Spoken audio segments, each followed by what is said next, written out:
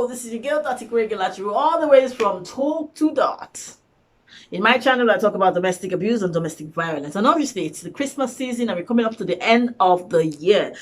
2020 has been an interesting year, to say the least. Now, if you are someone who is living in an abusive relationship, who has been in an abusive relationship, who is about to enter one, I want you to watch a couple of clips that I will play. And we'll call it something to remember for the year. But one thing I have to say to you is that 2020 has been a year that has taught a lot of us a lot of things, yeah? If you survive the pandemic, if you survive your nasty old relationship up to this point, then I think the universe is telling you something. You are a survivor. You don't need to be where you are. You got to get up. Pick yourself up and go. Now, I'm going to play a few clips from past videos and stuff like that. Most of these videos will answer questions that you might be asking yourself. The trailers and stuff like that.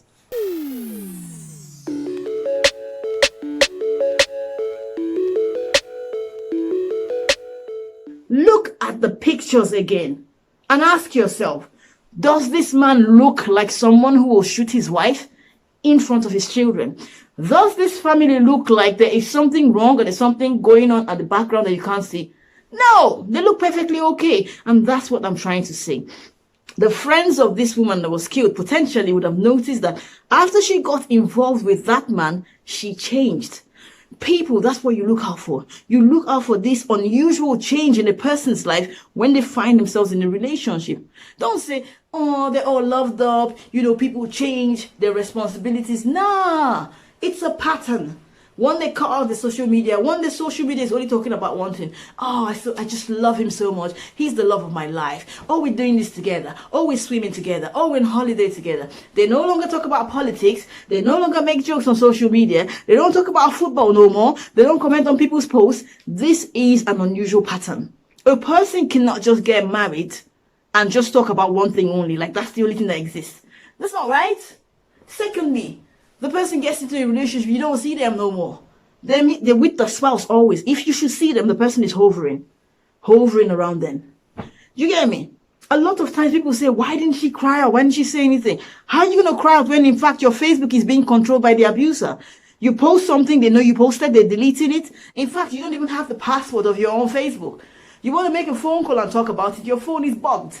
This is what people live in an abusive relationship. So when you see these things happening, don't say, oh, why did she cry out? It was impossible for her to cry out. And plus, knowing how dangerous this person was, she was potentially considering the children. When you're with someone that says they will kill themselves if they can't have you, don't think it's a joke. Don't think they're just being overboard.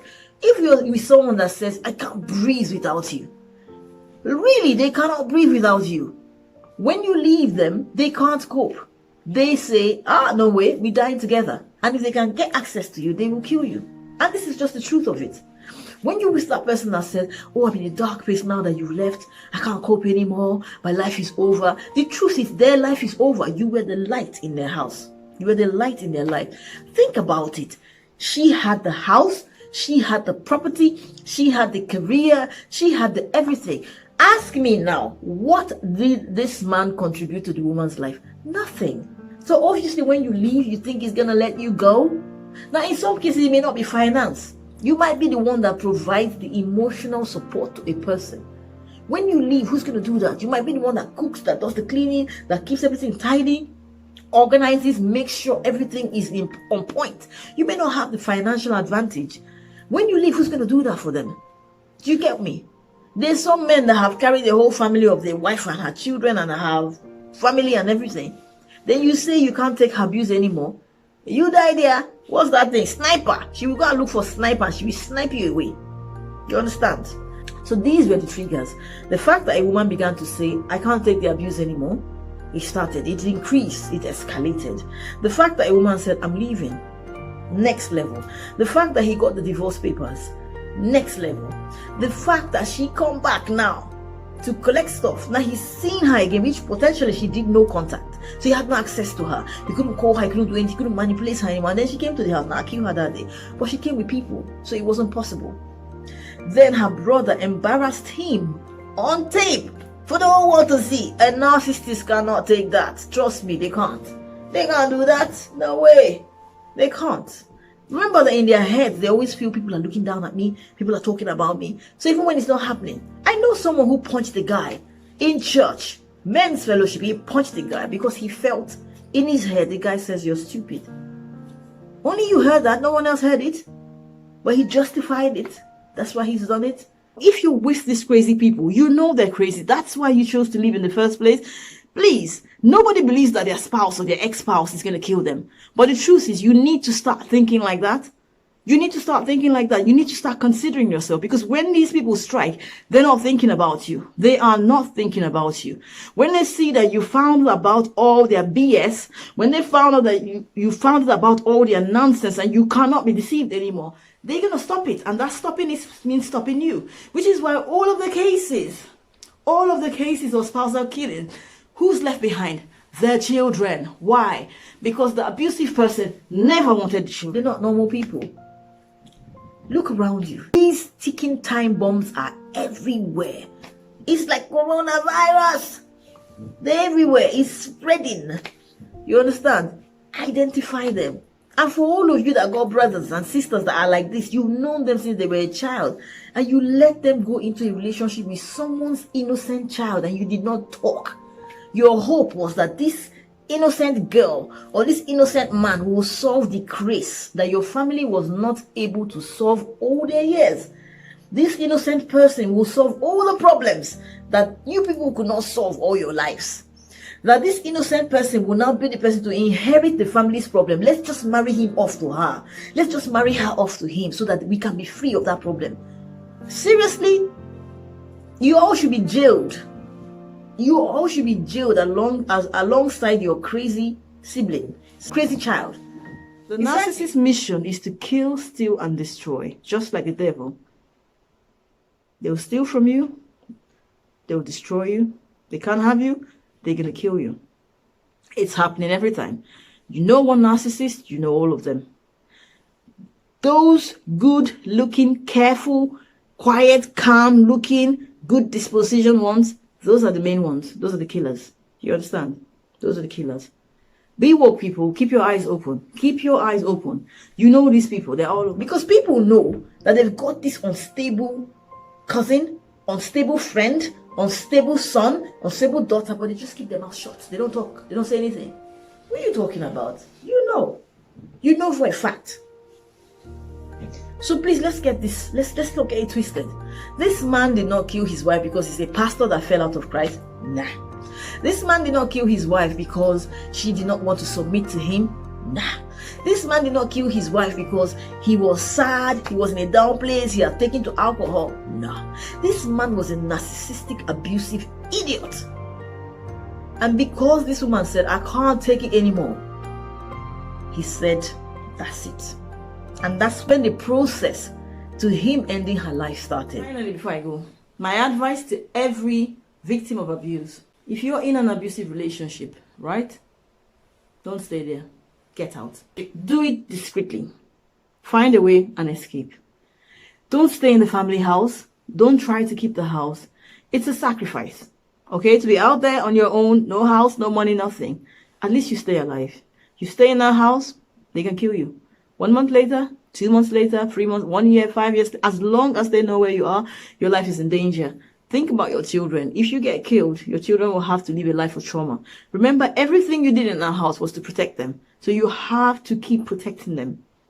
If you are a victim of abuse that has left an abusive relationship, right, with one of these crazy narcissistic people, keep your eyes open.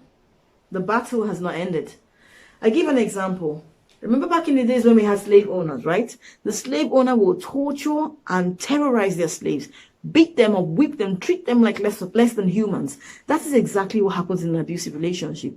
People get treated like less than humans. They get beaten up, they get terrorized, everything is done to them. Finally, the slave escapes. The slave owner goes around town. Oh, my slave has escaped. I'll pay any amount of money, put up posters. I'm looking for my slave. My slave may be lost. I need to find them back. They do all that stuff. And people rally around the town to get the slave back. Thank you for getting my slave back. I'm so grateful. What does the slave owner do? Takes them back, hangs them. That is your punishment for running away. Right. Back to domestic abuse. You're a victim of abuse and finally you leave. Oh, my wife left me. I can't cope. I can't breathe. I'm gonna die. I'm gonna die. I'll kill myself if I don't have them back. I'm ready to do counseling. I'm ready to have mediation. I'm ready to change my ways. I will do what you want me to do. I'll do anything.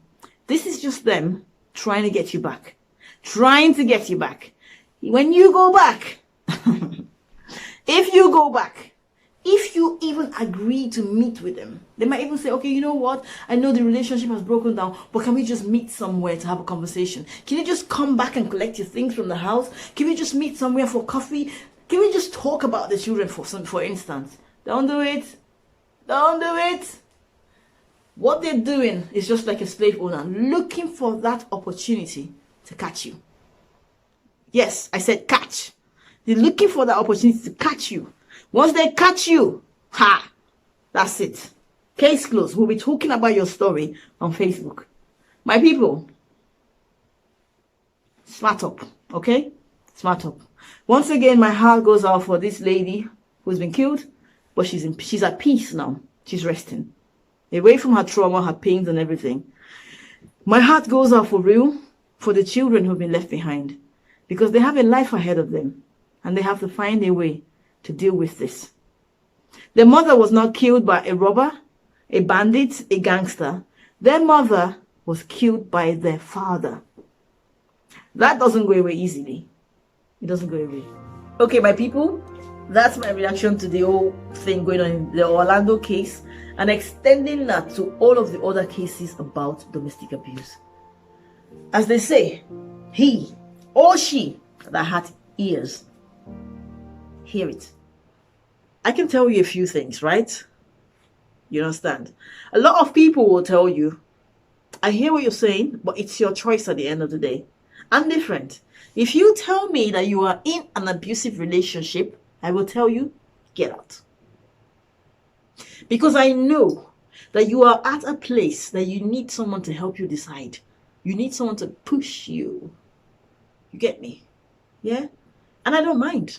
Later on, you can turn around and say, Dot told you to leave. I'm fine with that. Because the truth is, based on all the things going on in your life, it's going to be so hard for you to make that choice. But trust me, until you step away from an abusive, toxic environment and walk away and stay away and then look back, you probably will not understand what you have been living in. You need to come out. And then you can see clearly what's been going on. So, from me to you, yeah? Enjoy the Christmas season. Enjoy the end of the year. But remember, yeah? Don't stay in a place that is not good for you. These relationships will kill you, spirit, soul, and body. And remember, the longer you stay there, the more difficult it's going to be for you to come out. And even when you do, to heal. All right? Give yourself a Christmas present. Give yourself a year-end present. And the year-end present to yourself is, I choose me first before anybody else. Okay? It doesn't cost anything. You're not going to spend money on that. Write it somewhere. Tell yourself, I choose me first before any abusive, toxic person. I choose me. If you got kids, yeah? When you say you choose you, you're choosing your kids as well. I choose them over anything else that will damage their future, damage their destinies, damage their emotions, damage who they are. Give yourself that gift. Say it. I choose me. There's nothing wrong with that. Choose you. One love, peace, guidance, and respect.